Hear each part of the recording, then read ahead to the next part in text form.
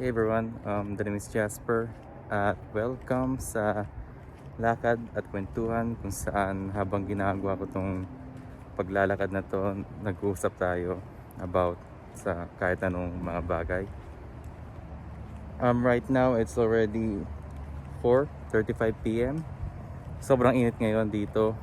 Dapat maglalakad akong naka-jacket pero sobrang init. Buti na lang bumalik ako sa bahay para ibalik ko yung jacket ko. So right now, gusto kong pag-usapan ang buhay dito sa Amerika bilang isang kababatang Pilipino. Okay?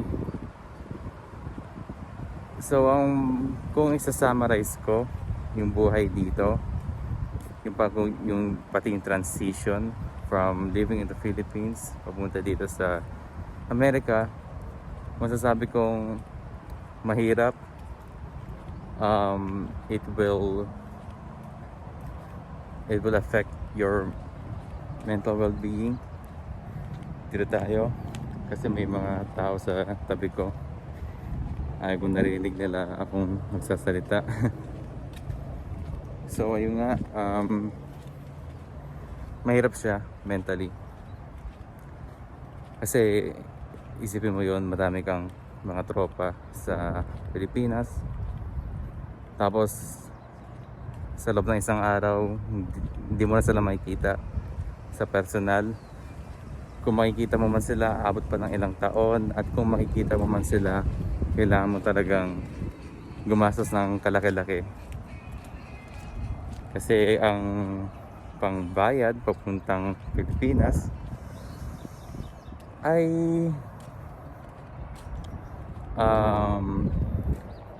mahal eh. Umabot ng mga $1,000 plus, $1,300. Actually, dapat last year uwi akong Pilipinas. Nakabili na ako ng ticket pero nag-refund ako. Humingi akong refund kasi meron unexpected na gastusin para sa apartment. So yun ang nangyari. Nakauwi na lang yung papa ko at yung kapatid ko. 2 years ago, si mama naman umuwi. So sa kaming pamilya, sa aming apat, ako pa lang hindi nakaka-uwi ulit para sa Pilipinas. Sila, which is funny kasi actually way before na umuwi sila para sa Pilipinas, ako talagang may balak na umuwi. Like,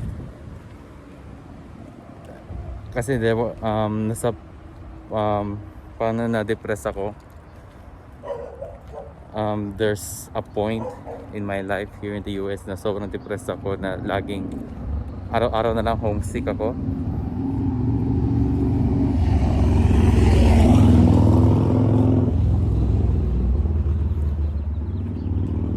So yung araw-araw na lang homesick ako.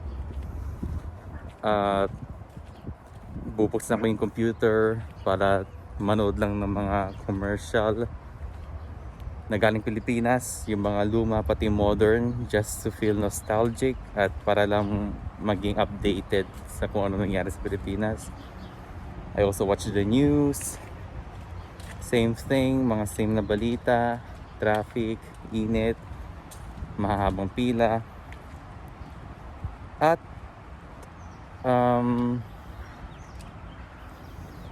bubuksan ko yung Google Earth, Google Streets, para lang magpunta ng street view kasi may sa Google Streets, sa Google Maps, meron dong option na pwede kang pumunta ng street view at makita mo yung mga lugar kung saan ka nakatira dati. Manila ako, so Google was able to have this street view option para sa Metro Manila. I revisited my house in Marikina at Pasig using Google Street View, and gumala-gala ako gamit Google Street View. Tingnan ko lang yung paano pumunta ng school sa PCC dati, and kasi hindi naman ako panay-gala sa Pilipinas, so I decided to gumala using Google Street View. Anyways, back doon. Balik tayo doon sa transition here in the US. Ayun nga, one day mawawala na lang yung mga friends mo. You're alone in this world, kasama mo ng pamilya mo, which is good. Pero you still need that other social circle na yung mga tropa-tropa mo, mga gano'n na hindi online. And it took me several years to find friends. Kasi for 2 years, nagstay lang ako sa loob ng bahay. And you know, I also studied college here as a computer science major. Pero nag-stop din yun kasi nga I found out na computer science is not my thing. Even though nandito ako ngayon sa Bay Area, nasa Silicon Valley ako kung saan yung mga utak gaya ni Steve Jobs ay lumaganap dito sa area na to. Probably itong nilalakaran ko ngayon, dito din naglakad si Steve Jobs kapag ginagawa niya yung daily routine niya na paglalakad. Who knows? But here we are now. And you know, when it comes to friends, mahirap maghanap ng kaibigan dito kasi college students here take education pretty seriously. Not that it's a bad thing, pero dito kasi yung mga klase dito, I don't know ang experience ko ng college sa Pilipinas ay 2 years lang, pero it felt like I'm still studying in high school. Kapag full-time student ka kasi, you're also taking other, you know, sa Pilipinas kasi common sa mga estudyante ang mag-take ng full-time classes. So kung hindi na-take na ng classes for 1 week, yun din yung tinitake ng mga, yun din ang tinitake mo. So you always see them every day, while you go to different classrooms for different professors. They're still your classmates, mga ganung bagay. Here in the US, there's more flexibility. You can also do full-time. Pero most of the time, sa pagkakaalam ko, while full-time students sila, they're also taking different classes. Let's say, I'm a computer science major, pati nga klase ko computer science. We're both full-time students. While ako, full-time student, may tinitake akong mga klase. Yung isang klase ko, full-time student, may tinitake din siya mga klase na under sa curriculum niya, pero iba-ibang klase sila. It's pretty hard to explain. Pero ayun nga. So hindi mo lagi sila nakakasama.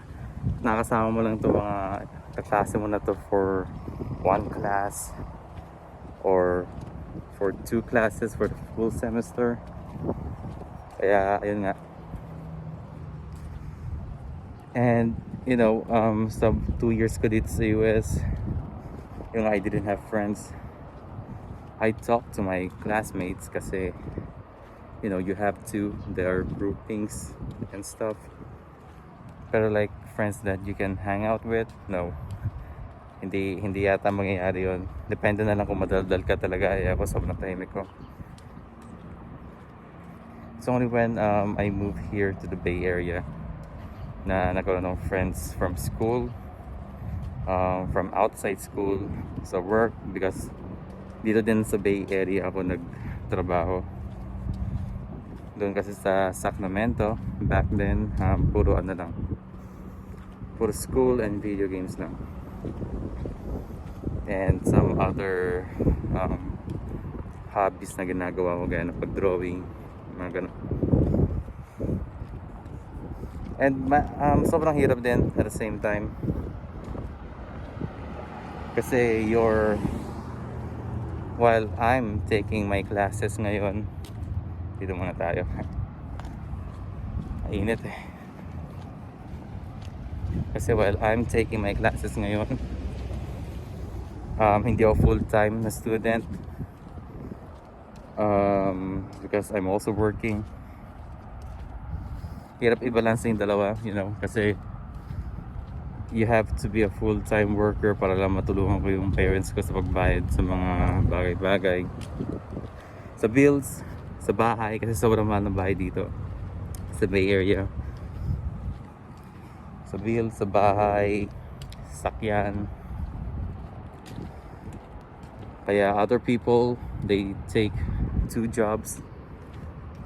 Ako di ko kaya yun kasi I'm taking school, I'm working, plus we also have assignments. Ang hirap gumawa ng assignment lalo na kapag full-time worker ka, because it's either you go home from work and do your homework, or go home from work, sleep, magising ka, gawin mo homework mo. I don't know. Ako kasi ang ginagawa ko is I had the opportunity to have a full-time work, while at the same time flexible sa akin kasi I can do my homework at work. Kaya sometimes I bring my laptop, my iPad, of course my phone sa work, para lang magawa ko yung mga mga assignment ko.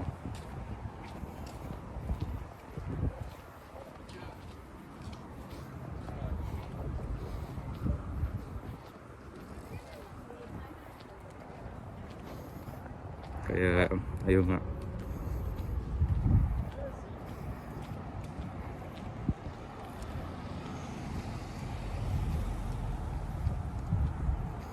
Kasi ako while kaya ko mag-focus sa isang bagay at tapusin yun, ayaw ko yung madami yung juggle at the same time, kasi na-overwhelmed ako. Kaya gusto sila i-take one at a time. Pagkatapos ng itong task na to, then I can focus on a different task. I can multitask, pero I want my task to be completed with the best results. Gusto ko laging high quality ang gawa ko, except kung tinatamad ako. Pero I always strive to be, I always strive to work hard, both sa work and also sa school, even though napakatamad kong tao.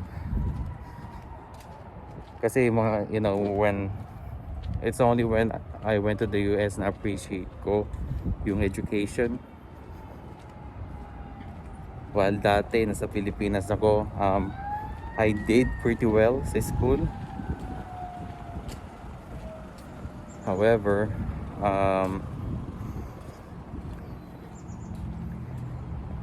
dito talaga yung talagang sineseryoso ko lahat. I want to get A's, mga 90 na grade. B is just not enough for me. Sometimes I want to be better. I want to be the best in class, pero it's hard. Madami kang kalaban. Kasi I am a very competitive person. Even though I don't really attend to competitions. Pero ayun nga, when I want to be competitive, it's more on parang hidden, tago siya. Hindi ko pinapakita na ito, palaban ako. So there's that. Ngayon pinagpapawisan na ako, talagang mainit. Nainitan ako. Ayaw ko tangang sumulan ako kasi ang pangit ng gupit ko eh. So moving on from school. Teka. So we've been walking for like 30 minutes na yata. 130 ang blood pressure measurement ko yata. Yun yata minimum BPM na, hindi ko sigurado. Pero ayun, mahirap nga mag-migrate, lahat bago, back to zero ka. And if you're not careful, pwede kang pumalpak. Kasi I think punta ako sa like I said before, I was pretty depressed. So napunta ako sa punto na yun na where I failed, especially when maintaining a healthy weight, a healthy diet. Kasi if you guys know my story, I was really big back then. Tapos after some life-changing event, I decided to lose the weight. Just self-respect for me, and it's like a symbol na I want to get back sa I want to be, to become a better person mentally and physically. And I am very proud of it. I can't believe na nagawa ko yun, na pumayat ako. I lost 100 pounds, which is like 50 kilograms yata sa pagkakaroon ko. Pero I don't know how to convert. Nalimutan ko na yun. Even though it's basic math, so there's that. Pero yeah, I'm pretty proud of that. And if nagawa ko yun dati, if I was very focused before on trying to reach a goal, magagawa ko pa rin yan sa future. Right now, I have friends, which is good. Minsan nakakalaro ko sila. We sometimes hang out. And right now I also try to converse more with some of my friends back in the Philippines. Some of them who already moved to Canada, to Australia. I try to keep in touch with them, because if one will not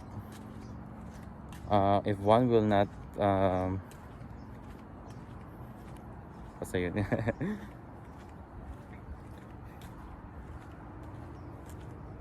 So it's good. It's pretty good. Right now it's pretty good, even though we're in quarantine. Nagagawa ko pa rin makipag-usap sa mga friends ko.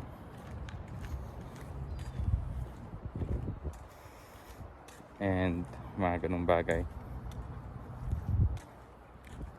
But moving away from friends, let's talk about lifestyle. Just life here in the US, kung ano yung mga parang na culture shock sa akin, yung mga ganung bagay. Well, while it's not entirely culture, yung lumipat ako dito, nagulat ako kasi I still remember it. Pagkababa namin sa aeroplano, we were at the lobby. Tapos so there's my cousin, my aunt. Hinatid nila kami sa garage kung saan nakapark yung sasakyan nila.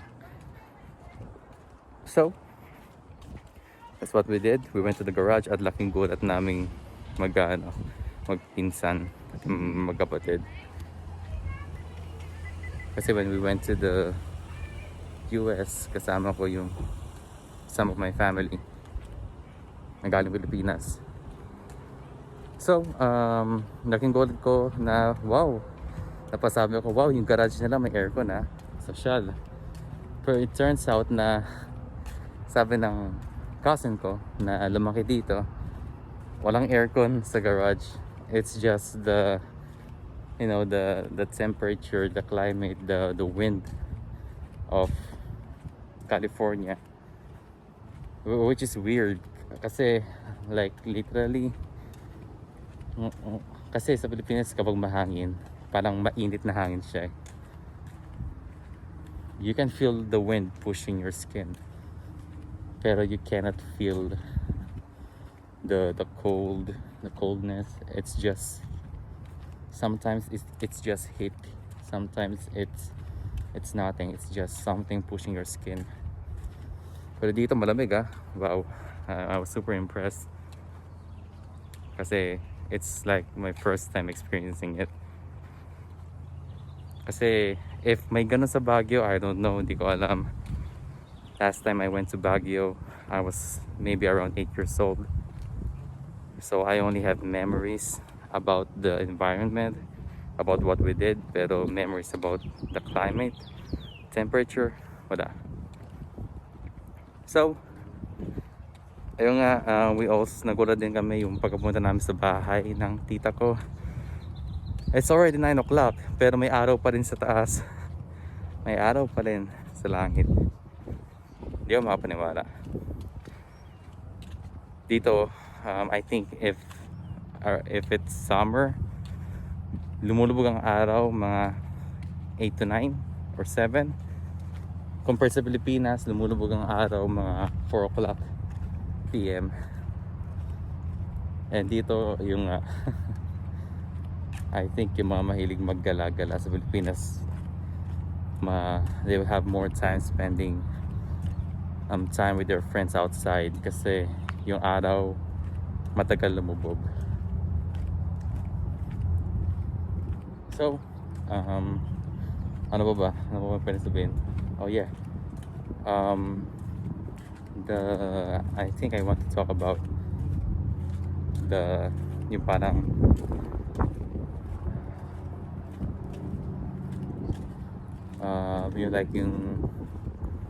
yung what happens in a regular day.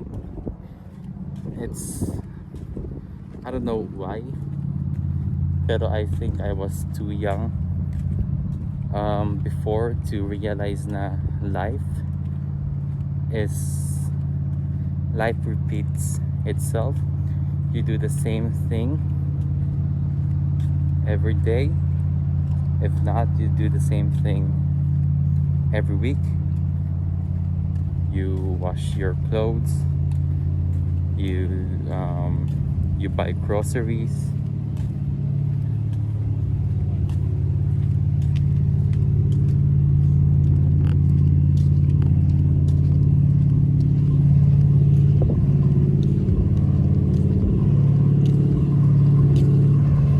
medyo maingay.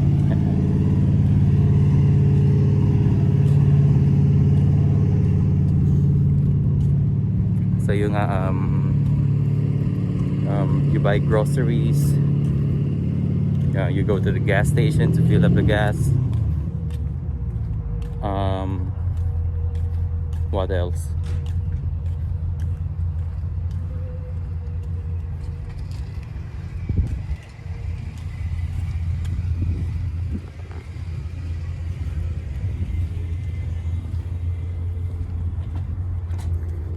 It just napapansin mo lang na there's some kind of repetition that is happening here in the US. I'm not sure if it's the same thing in the Philippines, but I think it's the same thing. Yung nga lang hindi mo ma-realize yung repetitions in life in the Philippines because most of the time you're always with people talking, you're always with someone, so that life there is a lot less predictable. Yun ang sa tingin ko. And here, I don't know, maybe it's just me, it's just my way of living, but here yeah, there's a lot of repetition. You will only have a diverse life dito if you go out and socialize with different people, with strangers, or if you're adventurous, yun, makukuha mo ng diversity na yun in life. But yeah, clearly in the Philippines it's very diverse without even trying. Maybe because I was not an adult back then, dahil yung mga estudyante ako, isip bata, I just do stuff for fun. I'm just trying to go to class, and while there's repetition to attending class every day, you always meet with different people. Kasi sa school, you always meet, may mga taong hindi mo kilala na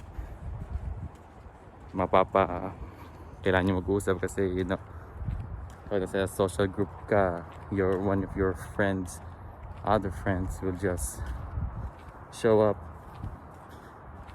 to a table you're sharing, and mag-usap kayo, ganon. There's also different conversations. In the Philippines, we always talk about other stuff, ganon. Here, not really, parang hindi, kasi I don't know, maybe it's just experience ko lang, kasi I've been living in the Philippines for like 18 years or 19 years. Dito it's only been like 6 years. I can only compare 6 years. And I tried socializing with different people from my different classes, and when we're just alone together, at may darating na parang friends and other friends nila, like their group of friends, hindi nagme-merge yung usapan, instead naghihiwalay, like, oh, Jasper, here are my friends, and I think we need to go now, we have to do something else, I'm going to leave you here. So I don't know, yun ang experience ko dito. And other than that, it's paano ba to? Transportation, ayun, it is one of the big things about living in the US. I don't know why yung pumunta ako sa Amerika, but some part of me just, like, naturally expect tricycles, jeepneys to be around for easy transportation, pero hindi. Like dito, while there are buses, there are taxis.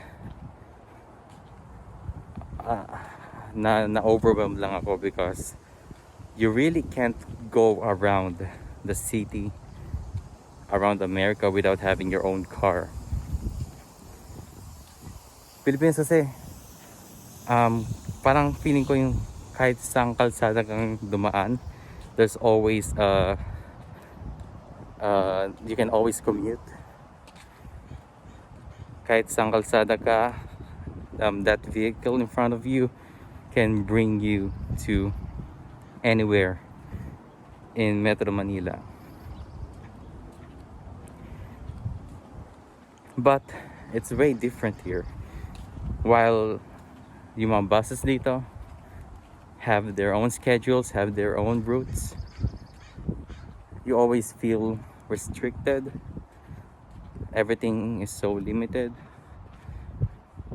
Kaya we were forced to buy our own vehicle for ourselves para lang mapagala-gala, because just imagine living life here. You need to buy groceries, right? Kailangan mong mamalengke. Well, ang pinakamalapit na palengke dito ay parang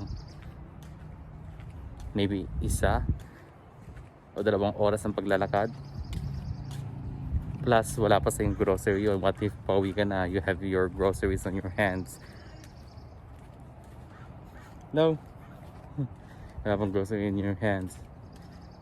And ay, yung mga tao dito mahilig mag hello din, na hindi napapansin ko. Mahilig mag grocery. Yung mga, saan ba tayo? Nandito na ako eh. Pero yung imagine buying stuff from the palengke, from the grocery, only to walk back home with your hands full. You can call a taxi if you want, pero like in the Philippines, bibili kami ng groceries sa SM Mega Mall, then we will just going to wait in line for the taxi. Pero here it felt like it's more of a waste of time. I'm calling for a taxi or calling Uber with your hands full. Oh, naligaw tayo, Santa.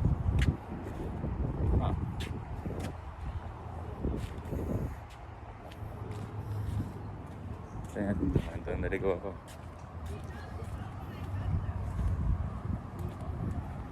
Kaya in the US, you really need to have your own car para mapagala-gala ka, to do groceries and stuff, to do chores. Kasi dito sa Amerika, mabilis ang takbo ng oras. Like super bilis. I don't know why, but I think it's because sa Pilipinas, since you talk to a lot of different people, you always socialize every minute, every hour. You di mo napapansin yung oras eh. Humahaba ang oras kapag may kausap kang tao eh. Here, it's just chores, work, school, and then repeat. If you want to socialize, you can do that, but I have work. So, I need the money. So, mauna yung money. Kaya ako hindi ako masyado gumagala dito. Hindi ako masyado nakipag-hangout with my friends kasi you're really tired from work. You just need some rest. You only have 2 days off. Tapos kinabukasan, you have school na naman, ganon. Mas nakakapagod dito, yun ang napapansin ko.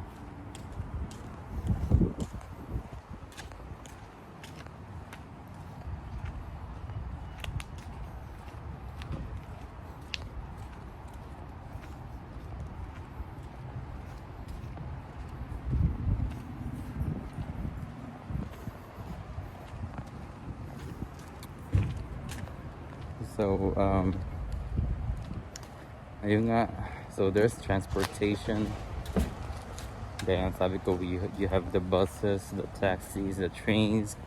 But like I said, it's very limited and you will feel limited without having your own car. Yeah. So, there's that. Philippines kasi, it's more of a, if you have your own car, it's more of a class status, like a social status. It means that you can afford to get a car because you have enough money for those kind of stuffs. Here, cars are like your own personal vehicle. They're a necessity. Yeah, my first car was a van. It was tawag doon? Gamit na nasasakyan that my dad bought from one of my aunt's classmates back then. And the van served us well. We were able to use it for several years. I was able to do a ton of things, just attending job interviews, going to school, hatid sundo my parents, that kind of stuff. Okay, so we've been recording for like 30 minutes na and I'm ready to go home. I've been walking for around 40 minutes. I'm tired. Mabilis mapagod. Kasi, just like I said, it's my first time walking again after many, many months. Or maybe, after 2 years.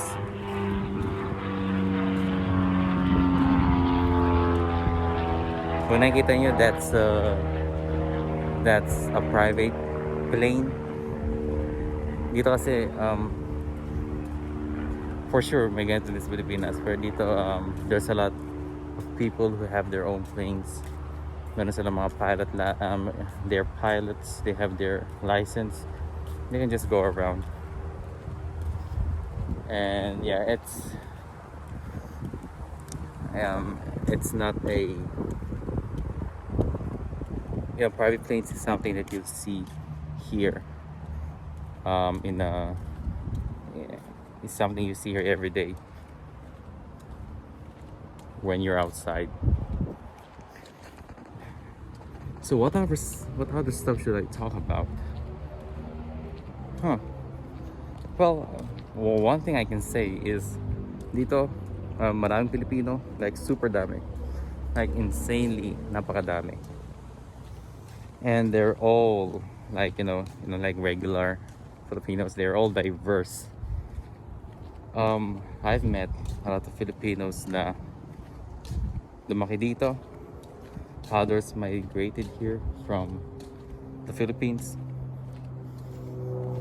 And there are also other people na nakilala ko online. And it's just crazy. If you're here, if you feel like you're alone, teka, saan mo tayo dadaan?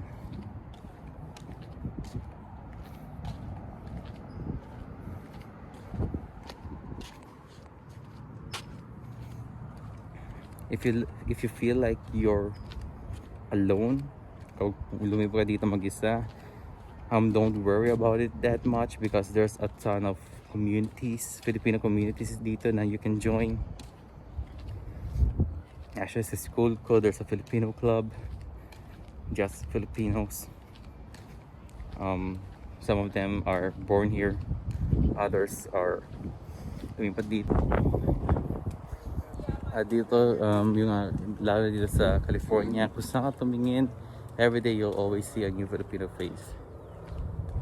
I mean, nasa million yata yung population ng Pilipino dito. So that's a given. At ayun nga, when you attend church, especially Christian church, Catholic church, there's a lot of Filipinos. And there's also a mall here in the Bay Area called Tanforan. It's like a mall made for Filipinos. Kasi Filipinos like malls. Gusto nila aircon, ganun. Here, same thing. When it's summer, people go to Tanforan just to para lang magpalamig. Sa Tanforan there is a movie. Sa Tanforan, yung sinehan doon, they play Filipino movies, from GMA Films, Star Cinema. Others, like indie films, pinalabas doon yung Bus from Direk Mati. So there's that. They also have Jollibees here. Sa pagkakaalam ko, napuntahan ko dito ng Jollibee ay I think mga 5 na. There are 2 in Sacramento, and there are 3 or 4 dito sa Bay Area. Sa Tanforan, nandoon yung Jollibee. And of course, the food court, since there's a Jollibee there, it's always puno. Kasi most of the visitors of Tanforan are Filipinos. Yeah, super ganito. This is a river right here. It's pretty still. I'm not sure if it's dirty or clean. The water is green, so there's that. And this is like the park na malapit sa amin. You will always see dogs here. But madami-dami yung tao ngayon kasi it's Memorial Day here. It's a day to remember those who fought in the war. So ngayon naghihintay kami dito. Madaming tao naglalakad.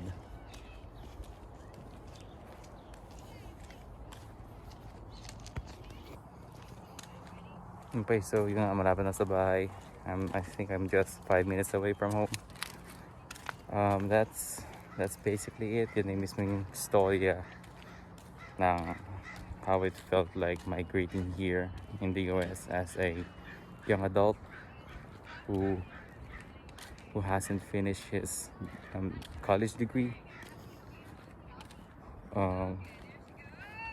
Tungkol sa estudyanteng kailangan magtrabaho para lang makasurvive in a day.